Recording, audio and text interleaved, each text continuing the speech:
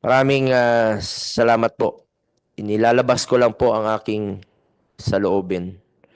At masamang masama ang loob ko habang nagdurusa po ang mga pasyenteng mahirap nating kababayan. Ay nandiyan pa po ang pondo ng PhilHealth na natutulog. Sakit. Nalulungkot ako sa mga kababayan nating mahirap. Ilang buhay pa ang mawawala dahil sa kapabayaan ng serbisyo po ng PhilHealth. Please, shape up. Gamitin niyo po yung pondo ninyo para sa mga mahirap nating kababayan. Pera po ng tao yan. Hindi niyo po pera yan. To start, pakinggan natin ang PhilHealth.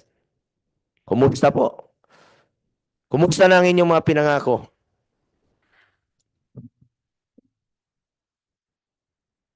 Good afternoon, Mr. Chairperson. As part of the contribution of PhilHealth to the whole of government and whole of society approach in healthcare delivery system, we complied with our promise to lift the rule on single period of confinement, Mr. Chairperson. And this is through the leadership of our chairperson of the board, PhilHealth Board Secretary Teodoro Herbosa, Mr. Chairperson. So last September 27, the PhilHealth Board decided to lift, finally, the rule on single period of confinement. And this will take effect October 1, 2024, Mr. Chairperson. And the policy will be published on October 7, 2024. And this will have a retroactive effect, effective October 1, 2024, Mr. Chairperson. And as to so with that, we complied with our promise, Mr. Chairperson.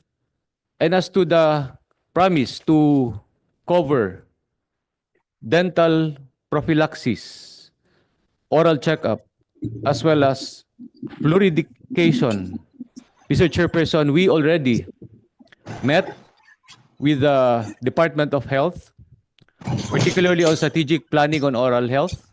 We also met with the Philippine Dental Association to discuss on how to come up with a dental package, with the right and appropriate dental package, Mr. Chairperson. Still, we commit to release that policy in December 2024, Mr. Chairperson.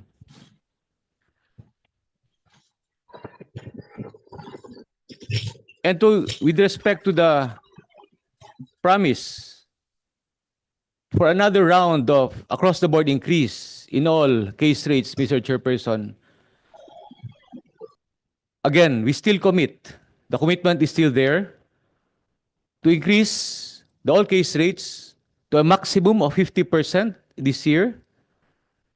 And that commitment, the policy is committed to be released by November 2024. Mr. Chairperson, please. Thank you very much. So that's the update with respect to our promise. November Mr. Chairperson. 2024, ito yung case rates. Yes, Mr. Chairperson. Ilang case rates po ang It is across the board, Mr. Lahat, Chairperson. lahat. Yes, Mr. Chairperson. How many? Ilan po?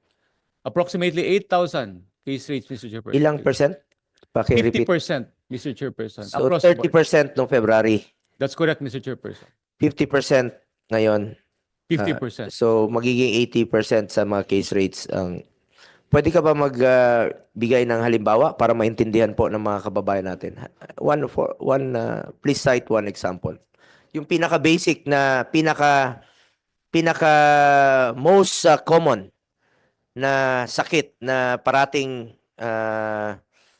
sa tingin niyo highest number na ina-avail po ng mga pasyente. Mr. Chairperson, maybe be given a moment to cite an example, Mr. Chairperson. But for illustration, Mr. Chairperson, for example, a particular disease has a case rate of 100 pesos. Just for example, an illustration, Mr. Chairperson, we already increased that to 30%. So now, that 100 pesos case rate is 130 pesos, Mr. Chairperson. If we increase that to another 50%,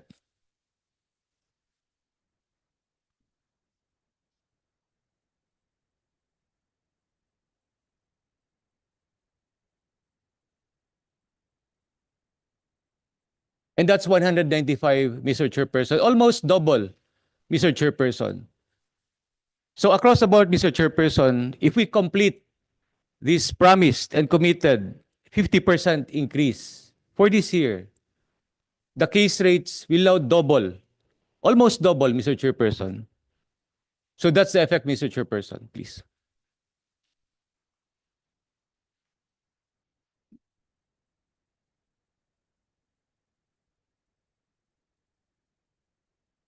Kaya nga, please cite one case na pinaka-common para maintindihan po ng kasi akala nila 50%, laki na. Laki na, di ba? From 30, 50, uy, laki na ng binawas. Pwede ma-cite yung pinaka... doctors, you wanna speak? Dr. Lachon, sige po. Mr. Chair, I think the PhilHealth representative, Attorney Santos, should focus on the top killer diseases of the country. Kasi yun ang pumapatay sa maraming Pilipino, 80% of the top killer diseases. So dapat, ang example nila, let's say, kung nag-heart attack ka, ilan ang case rate niyan? Yan yung, and then number 2, cancer. Number 3, stroke. Then diabetes na nagdadialysis. Then hypertensive crisis, then pneumonia. I think mas klaro yun eh. And mas doable yun if you focus on the top 10 killer diseases of the country. So kung maten ka ng lamay, last night, I was in Heritage, brain cancer ang kinamatay niya. So ibig sabihin, dapat ganun na example natin eh. Kasi baka yung increase lang ninyo na case rate, eh hindi makaka-create ng dent. So matatangay pa rin yung excess funds natin. So what I'm trying to say, dapat punuan natin the killer diseases of the country, occupying about 80% of the deaths and almost 5% of the GDP.